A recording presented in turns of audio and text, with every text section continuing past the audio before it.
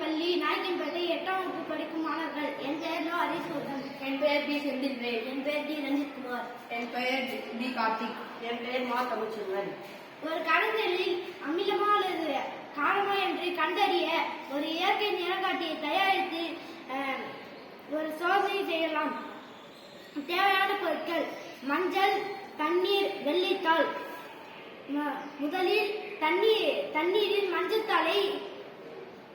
தண்ணீரில் மஞ்சத்தாளை கரைத்து அதை வெள்ளைத்தாளில் பூச வேண்டும்.